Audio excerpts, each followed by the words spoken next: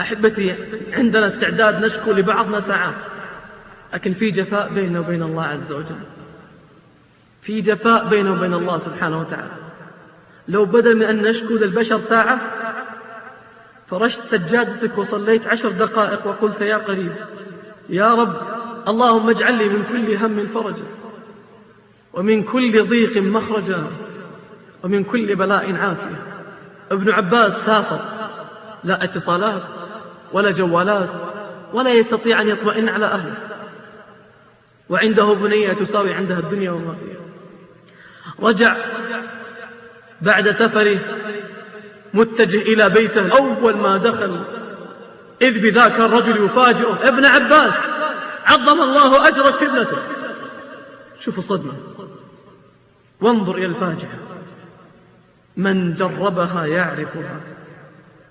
نزل من دابته وأخذ بخطام ناقته وربطها في نخلة، ثم أخذ وضوء، ثم توضأ وقال الله أكبر.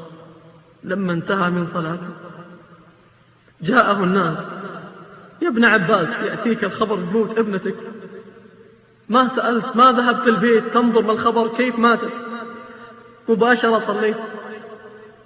اسمع الإجابة، قال الله تعالى: واستعينوا بالصبر والصلاة وإنها لكبيرة إلا على الخاشعين وإنها لكبيرة إلا على الخاشعين الذين يظنون أنهم ملاقو ربهم وأنهم إليه راجعون. نعم، إلا على الخاشعين اللي ذاقوا طعمها. اللهم إنا نسألك من فضلك.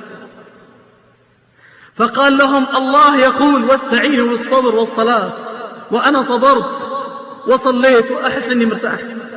ماذا تظنه قال في سجوده؟ الله أعلم. وأنا وإياك تأتينا الأخبار، كم مرة حينما داهمتنا المصائب والأخبار التي هزت أفئدتنا قمنا نصلي ركعتين ونقول لله ما نحس به، ونسأل الله أن يربط على قلوبنا. من يفعل هذا والله ينجو. يا أيها الذين آمنوا استعينوا بالصبر والصلاة إن الله مع الصابرين. إذا كان الله معك فأين مصائبك؟